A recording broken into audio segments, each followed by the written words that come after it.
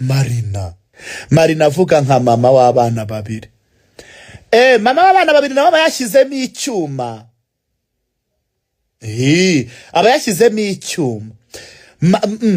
Marina baba yihagira umugishaho rwamugeze mu bwonko. Nese kudadeka urumva ikindi yavuga Marina. Ngo naramuvuze.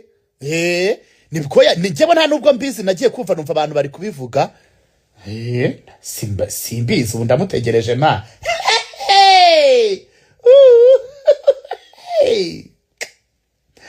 Ai.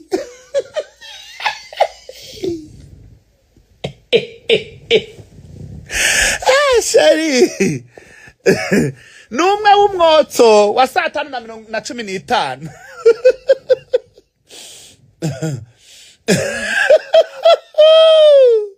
Hanyuma ngo Prince Kid ngo bimeze bite? Prince Kid ngo yaraburanye. Hanyuma abandi ngo yarasomewe. Mutubwiza ukuri. Ibintu baba muri kuzana muri iyi mihanda. Social media aho ni muri buze kuza guteranya Prince Kid n'igihugu. Kuki muri gufata Prince Kid mukamuhuza na politike? Why? Kuki koko? Noneho numvise bari kuvuga ngo ni ibintu ndakotinga hano. Reka nkotinga ikiganiro kiri wacu kuri The Dynamic. Kambumvishe kiri cyakozwe na Samu na Okimu. Kuvuga yisunze akayazana mu rukiko ngo nibaze bavuga ko ukuntu ngeze mu Rwanda bitaba byiza. Noneho bikongeraho n'akandi bavuga ngo nguriya mugore we yaravuze ngo aho yarafungiye kuri station ya Ribu ngo yakorewe ihohoterwa nafatwa ku ngufu. Umugore we mu buhamya yaravuze ati nafashwe ku ngufu aho nari mfungiye kuri station ya Ribu. Abye nakurikiza ukuntu mu rukiko ajya gusomerwa narindiyo. Turatinda kuri aka kantu gato wihangane. Nta bintu byinshi dusubira inyuma gatoya. Dusubira inyuma gato niba ubyibuka. Twibukiranye station ya Ribu yari se yaracumbikiweho.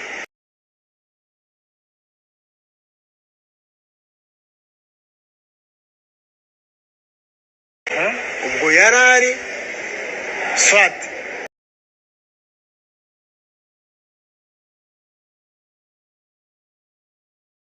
tiye gihamya. Ikindi Prince Kid nimba baragize jewe uko byagenda kose njyamye kuri Prince Kid pe muryamyeho 100%. Ikindi mureke ibintu biri mu nkiko nimba koko yaraburanye ategerezwa yaranasomewe afite iminsi yo kujurira. Ni mureke gutinza ibintu byinshi cyane, mureke kubigira byinshi, mureke kuza no kurira ku bintu hamwe namwe mukaza no kumuteranya ngo hari abakomeye bari muri uru rubanza. Abo bakomeye bamwe muri kuvuga ngo murabazi muri iyi mihanda kuki mutabavuze kandi harimo kuvugishwa ari guca muziko kudashya. Ikindi mwategereje abo bantu bakomeye Prince Kid mwamuhaye amahoro, mwamuhaye agahenge, mwategereje abo bantu bakomeye bakazavugwa. Nta muntu uri hejuru y'amategeko.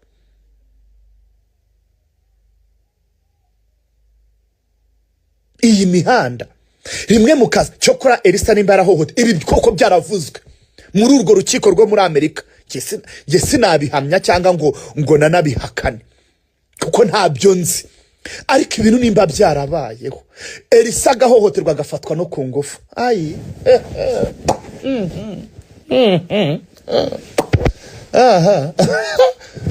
goko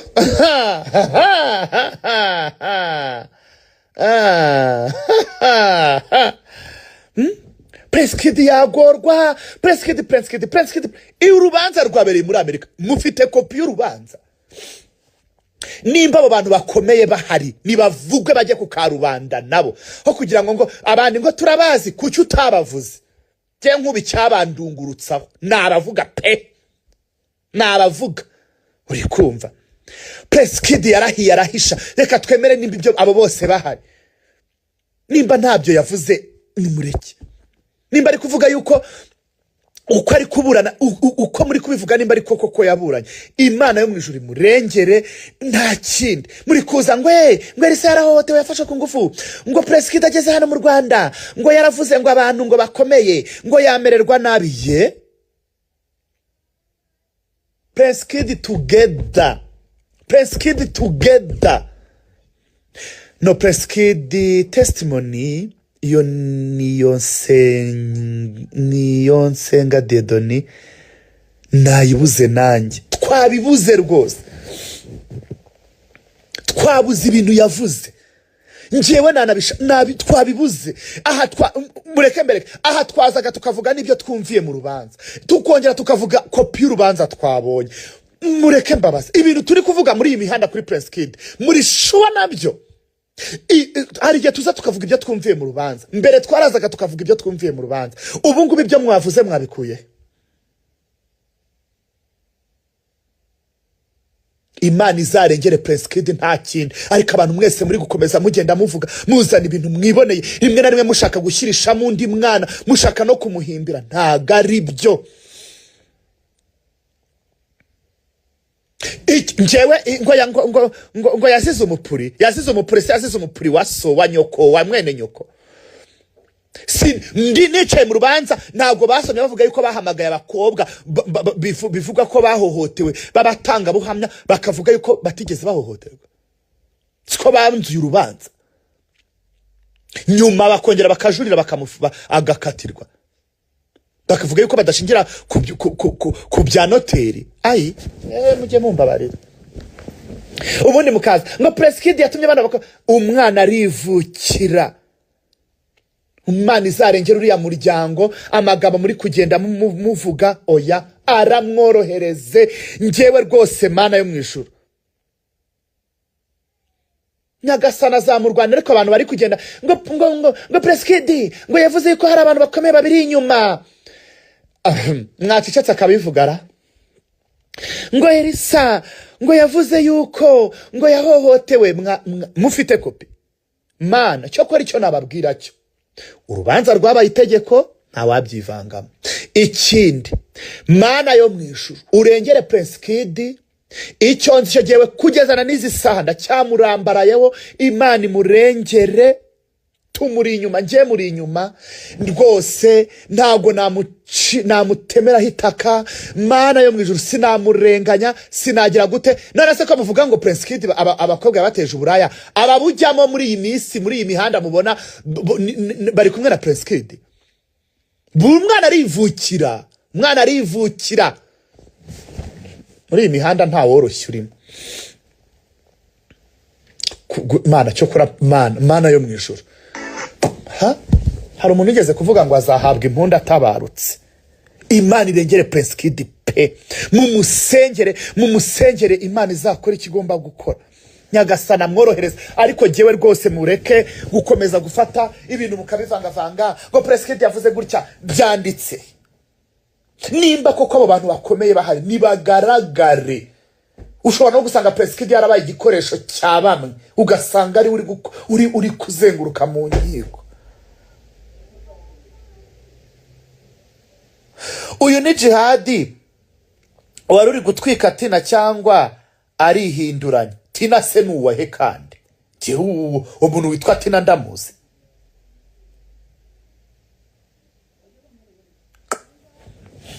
Munkure Tina mu bwonko. Tina ninde? Yego ye. Presikidi twese tumuri inyuma. Intero, we are together. Twagiye ako kantu.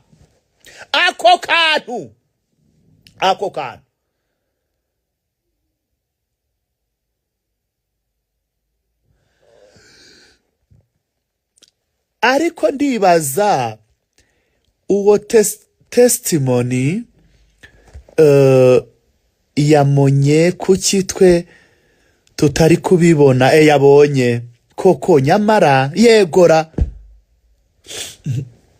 Uwitwa Tina se ninde?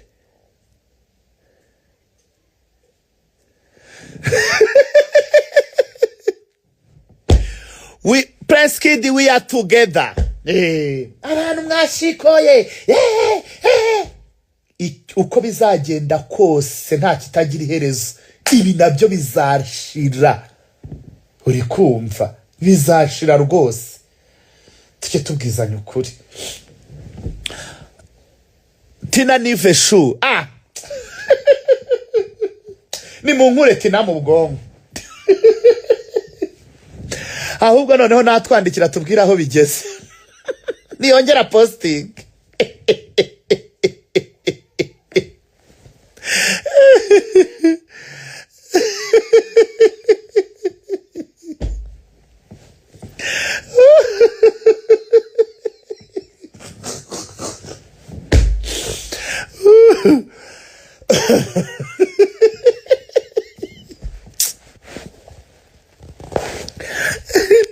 English please. Marina ngo Marina sigaye cyangwa iki none kugura umugi kwa Marina byabatungura cyane rwose. Njewe nikumbure poste ya Vestina nta kindi. Vesti tangaza sheri. Ego none mubona Marina biriya bintu abarimo mwebwe oya mureke mbabaza mubona urumogi ahubwo rutaranamurenze ariko nabonye wa mubiri ruzima baramujyanye muri rehab nizere ko nabandi bose bazajya bakurikiranwa nka biriya bintu bya biri ruzima yarakurikiranyweho kunywa no gutunda bazajya bajyanwa muri rehab nabandi bari mu nkiko bari kuburana muzabagarura mukabajyana muri rehab tuba tubireba tuba tubibona nje nikumburi wagiye kwitaba Keza ja njya kumwitaba hehese ngo ni Keza ngo yagiye ngo kundega bagiye ngo English please washufesho arekaye arangije ngo aragenda ngo akajya bibwira ngo abanyamakuru ngo navuye kurega jihad mubwire ko ari inshashwa mbi yo ari inshashwa ihejeje uyu ugiye kurega umuntu uraza ukavuga hajye uceceka ubutabera ukabuhabwa nkuko wabwatse mubona Miss Rwanda hari akamaro rifitiye abanyarwanda kubwanyu umva yagaruka nta nakamwe entertainment wise buretse nta nakamwe kandi wowe uravuze ngo 2009 wakurikirana entertainment kuri radio ntabwo wari wikunze nyine cyagiye twayikurikiranaga kuko twazi hariho nyine hariho yes entertainment wise Miss Rwanda yari nziza ahubwo wenda ibyabereyemo imbere hari uko bitagenze neza hari hope yashimishaga hari hope akona bazuye tubona ariko abantu bayangije nabimbere ariko abantu barayishe burundu baciye umutwe waza akayitegura neza bashobora gukosora amakosa nyine ikibazo tubajije ibyo gukosora nta kintu tubajijemo batubajije Miss Rwanda nta ifite naga nakam so naga icyo kibazo naga tubajije ntabwo mvuze uwayiteguye wenda igapfa cyangwa akazamo ibibazo ndavuga Miss Rwanda muri rusange mwemera ko yari platform nziza iramutse igategurwa neza yakongera ikagaruka ntaki oya yewe Miss Rwanda kabano jewe yego nanjye ni yego nge natebo iri transparent iteguye neza amakosa yakozwe nakimwe Keza kutavuga man ni event ishimisha abantu Keza katavuga ntago wabyire nta nubwo ari event ishimisha abantu gusa ntabwo kabano ahubwo kabano uburetse mu bwite nta kintu na kimwe Miss Rwanda yatugejeho na kimwe mbwe ikintu kimwe yateje Rwanda imbere na kimwe kimbwira Miss Rwanda nta nubwo ari by the way nta nubwo Miss Rwanda ari yangije abana b'abakobwa kiyohereza Miss Rwanda buretse gato kwanza by the way abuse of a female young women female ayo ni amakosa yakozwe agomba gukosorwa ngambwe icyo kimwe yakoze Miss Rwanda ngaho mugira umunsi mwiza ya entertainment yatugezeho na entertainment twabonye muri Miss Rwanda fuck that shit Miss Rwanda abantu bitabiraga ibi events zayo bakishima bakagira ibihe byiza nubwo amakosa yakorwaga behind the curtain bro ariko Miss event Rwanda zagendaga neza ntabwo yaba kimwe cya kabiri cya Guma Superstar oya wibigereranya Miss ariko wenda Rwanda ni imwe muri yari event platform y'abakobwa so ari Miss Guma Rwanda Superstar ari na Miss Rwanda n'indi ya Danje okay the Yewe ntabwo guma yari hejuru kabana karame wallahi ndagaskende so okay abantu bose babyibuka kiriya gihe twigaga muri high school urumva haba 2008 2009 bamwe bigaga mu wa mbere biga mu wa kabiri mu wa gatatu mu kaga secondaire n'ibyo byose urumva twaje twumva haje umuntu bita twumva ngo haje Miss Rwanda ariho haje bari abantu nyine banyu ubwo nyine wavuze ko muzanye bande bose urumva ira Miss Rwanda 2010 na 2008 byari bimeze bite si byari Miss Rwanda se nyine byaturutse he ni he n'iki hari abantu benshi basaka Miss Rwanda ni idea y'amashirika niyo yayiteguye bwa mbere itegura bwa kabiri ntabwo uzi impamvu itakomeje kuyitegura birangira numvise ijamo Prince Kid ariko abantu bose bamenye ko Miss Rwanda atari igitekerezo cya Prince Kid ariko ari cy'amashirika ahubwo nuko tutazi icyatumye amashirika ireka kubitegura so bibi nakubeshye 2009 nabaga ikabuga nandi umukunzi wa mbere wabayeho mu mateka y'u Rwanda wa showbiz ibintu byose nabikurikiraga numvaga abo bitabwa bari Sudi ubwo nyine kubera ko impamvu nakuburanya nuko numvaga bari Sudi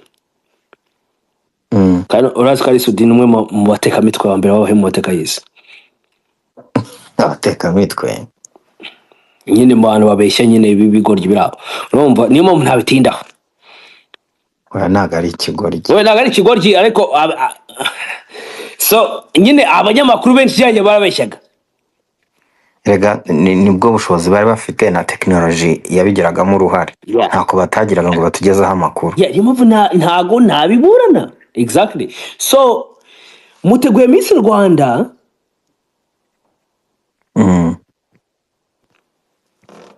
2009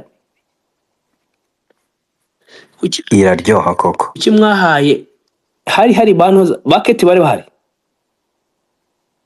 aya Kate ntabwo igeze ijya muri Miss Rwanda cyangwa yaje umwaka ukurikiye Kate ntabwo igeze ijya muri Miss Rwanda yabaye Miss wa MTN ndabyibuka numvaga Miss cyane gusa ijambo Miss ryari rigezweho ryari rigezweho so Prince Kid nanoza bazamo gute muri bino bintu kuko urumva ko tubavuga uyu mwanya kuko dufite ikintu gikomeye cyane Minispoke kandi uri umuntu twemera cyane Minispoke ya kera niyo yagusubiza impamvu Prince Kid yateguye Miss Rwanda 2014 kandi cyari igitekerezo cya mashirika ntabwo rero je nabimenye wibaje umuyobozi wariho icyo gihe wa Minispoke kuko ari yabifite mu nshingano ikorana n'abafatanyabikorwa bayo babiteguraga bakubwira impamvu nyine mashirika itakomeje hashira imyaka 2 ukumva Prince Kid ajemo so nuva mu magambo nkurikije ibintu vuze nuva ngo ministeri yatse uburenganzira ntabwo nkubwiye ko yatse uburenganzira ministeri yatse uburenganzira mashirika ibuhereza abantu bari individuals ibyo ni wowe ubivuze ninjye ubivuze nyine ibyo ministeri yakubwira uko byagenze yari yobowe icyo gihe ndabyibuka yari yobowe nande ntuzakiriho yatse uburenganzira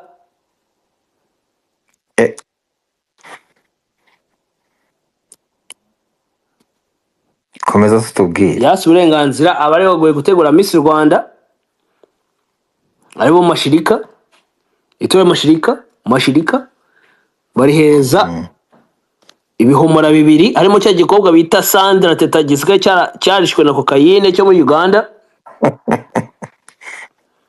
n'uwo bita Prince Kid. twese nuko twabibonye ntawe uzi ko byagenze. Ubwo ni story niko storyline tugiye kwifata. So abantu benshi twakundaga Miss Rwanda ubwo niko tugiye kwifata. So gutorwa kwa Miss Ohol 2012 mwabyakiriye gute nk'amashirika? Bose ko nashobora kuyivugira amashirika kwera, gusa cyo gihe byari ibintu bisa nkaho biri transparent. Ntago wa nk'urugero ubona ko nguba Miss bajya kubabaza ugasanga babahaye ibibazo ngo babyige, basubizaga ibintu bazi. Muri Miss Rwanda ya kera icyo gihe nta n'umujaji wabaga azi ikibazo kiri bubazwe, bose bazaga ibibazo bifitwe n'umuroya bakaba mu envelope bakajya basoma ibibazo bakabaza agisomye aho ngaho. So kumva difference hari ya mashirika ya 2019 2012 no Miss Rwanda 2019 2012 na Miss Rwanda zindi zitwajyaga tubona. Okay, urumva itandukaniro. Ikindi ibintu birimo hope biba biri ku murongo cyane, ariko ese utunyujemo cya gihe hari wajyaga wumva yuko avuga ati ibi bintu ntago barimo kugenda neza nkuko byemera. Reka byabaga biri ku murongo wose, ibintu birimo umuroya, ibintu birimo abantu baza kubaza ibibazo batazi n'abamisi basubiza ibibazo babajijwe aho ngaho sur place. Urumva bigereranya n'abantu bahereza ibintu ngo babyige ngo bataza gukotora. Ni nayo mpamvu habagaho pre-selections, ugasanga wenda tuvuge niba bagiye Musanze gutora Miss, abanyamusanze barabona ibirori byo gutora Nyampinga uzahagarara Musanze.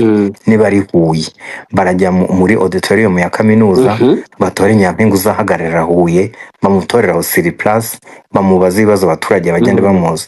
Niyo mpamvu icyo gihe wasanga kubatora byabaga biryoshye nyine. Byabaga biryoshye cyane. None iki cyahindutse bitandukanye n'ubu ngubu wabonaga babatora mu muhezo. Iki cyahindutse.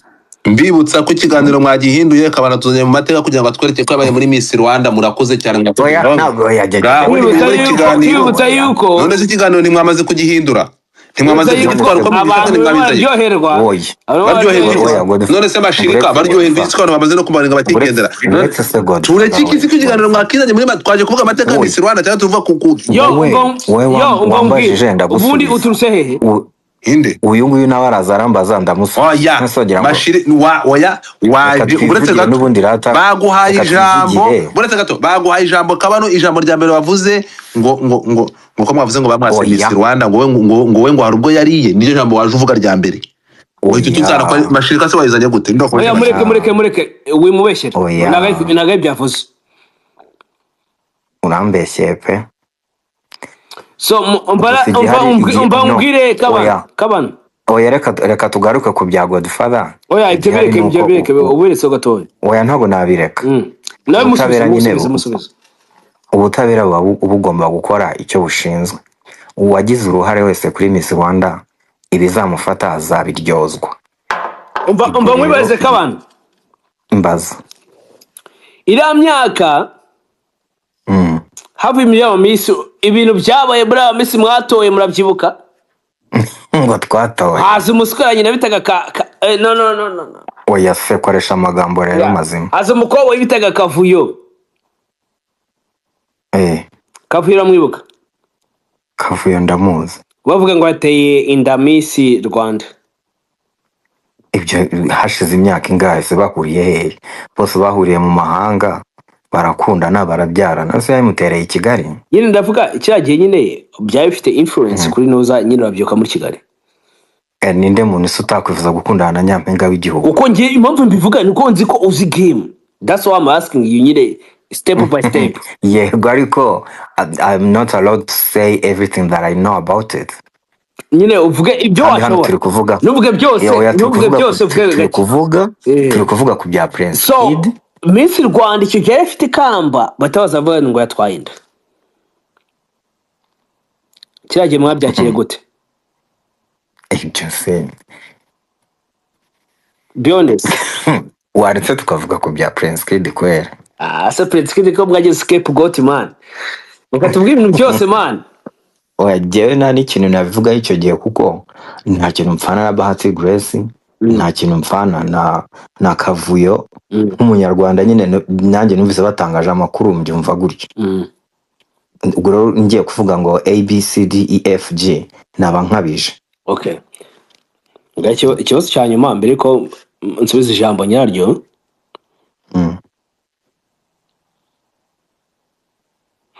uhagaze hehe kuri Prince Kid? Jewe aho mpagaze ni ku butabera, nta buriya niba ikintu kijemo abakobwa kiba kiri sensitive cyane, uwo ari we wese wavugwaho guhohotera abakobwa cyangwa gutuma igitsina gore kigira ibibazo ntago ari umuntu ukwiye gushyigikirwa. Rero ubutabera buzakora akazi kabwo, nibasanga abeshyerwa bazamurekura, nibagira ibimuhama azahanwa nk'abandi bose. Kumva ngo umugabo yafunzwe si gitangaza, umugabo mbwa aseka imbohe, twese akana kariko kose uyu munsi kakugwaho ukajya muri gereza. So nagira Imana azabisimbuka. Ubutabera bwizeye? Ndabwizeye cyane, sirita ubutabera bw'u Rwanda. Gusa ikintu gishobora kubamo ni iki, nuko hari ibintu birimo abantu bakomeye ku mugani wanyu ntabwo bigenda neza nkuko byari bikwiye, kubera ko aho ifaranga rikubise haroroha. Bamwe bumva ko bakomeye cyane aho ifaranga rikubise haroroha. Hari umuntu ushobora gusimbuka ibibazo runaka kubera umufungo we nyine akawutanga bakamushyiriramo imiyaga. So Prince Kid ashobora kugira ibibazo wenda bimwe na bimwe atakabaye yagira kubera abantu yagiye akorana nabo, ariko nyine azihangana kubera ko yabigizemo uruhare. So hold on nkubaze kana gato kambaze. So nuvuga ngo mu magambo make umuntu ashaka kwemera ko yagize uruhare mu kintu runaka akemera any injustice yose igiye kumuzaho. Ntabwo yemera, nta muntu ushobora kwemera injustice, ahubwo kubera ko abadafite uko abigenza nyine ubutabera ntabwo bumubera bwiza kuko adafite ubushobozi, kandi ibyo si gitangaza n'ahantu hose ku isi. Wait, how's that okay? Wait, hold on. How's that okay with you? So do you think is that okay? It's not okay. It's not okay. Icyo udashoboye nyine ucyakira uko kiri. Okay. You can never compete with someone who's umuntu kurusha umufuka. Hari ibintu byinshi abakurusha. So which means ibintu byose twavuze nta sense bifite. Birayifite kubera ko ntabwo ari twebwe tujudginga. We not here to make decisions. We're just speaking our minds. Impamvu ibintu byose twavuze nta sense bifite kuko ahantu dutangira dusoreje twatangire ko tubaye ko dushaka of course buri wese abashaka justice. Exactly. No, tuvuga yuko justice it doesn't mean anything. It means everything, ariko it doesn't went the way we always want. That means then justice means nothing. So it does. So okay, it means everything, but it doesn't mean anything. Tuve no kuri justice tujye mu buzima busanzwe.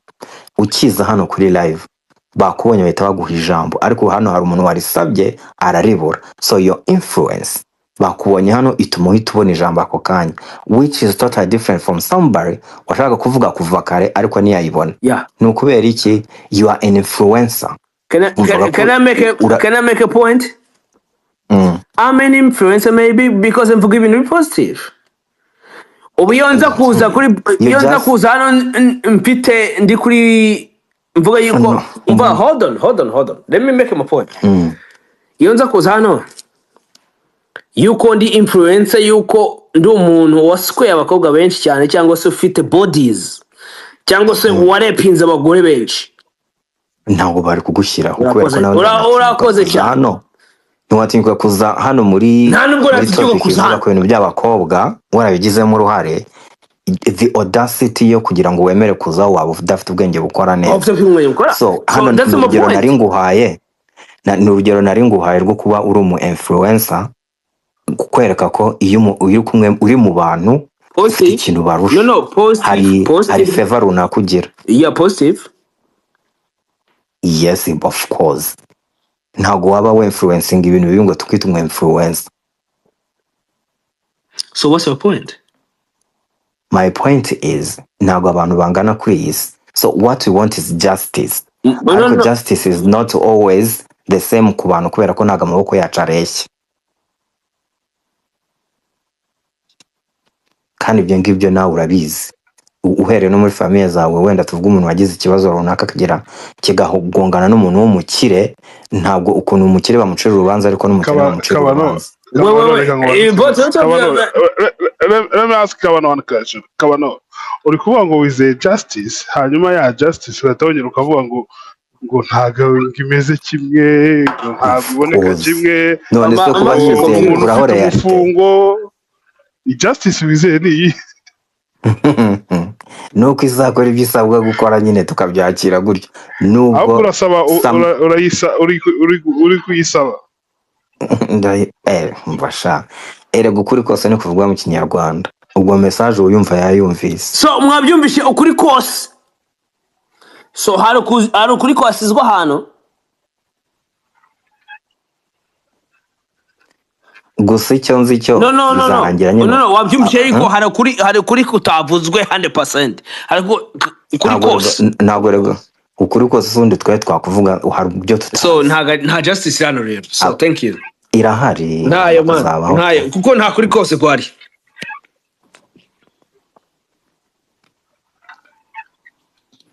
jewe siko ntari n'umujaji nanjye umujaji nyizwe ibyo bintu mwajemo mwampaye ijambo twisanze hano dute ukuntu twisanze hano uko kaba nagushimira hata umva uryamye neza tuba turi kumwe urakoze cyane nyakubahwa sawa nawe akabyara ngaho reka mbashimire Prince Kid tumutegereje i Kigali ibindi ndi kumva nta n'ikindi twaje twese ntago barafata umwanzuro ariko ngaho genda uje kumuburanira hari ibindi ntinye kuvugira hano twaje twese mbere yuko ugenda hari ibindi ntinye kuvugira hano deka hari ibindi biri muri uru rubanza rw'uyu mugabo ntinye kuvugiraho tugusanga TikTok ngiye gushyiramo ngiye gukina video yuko byageze mu rubanza mutaragenda mwese mbabaza akabazo kamwe cyane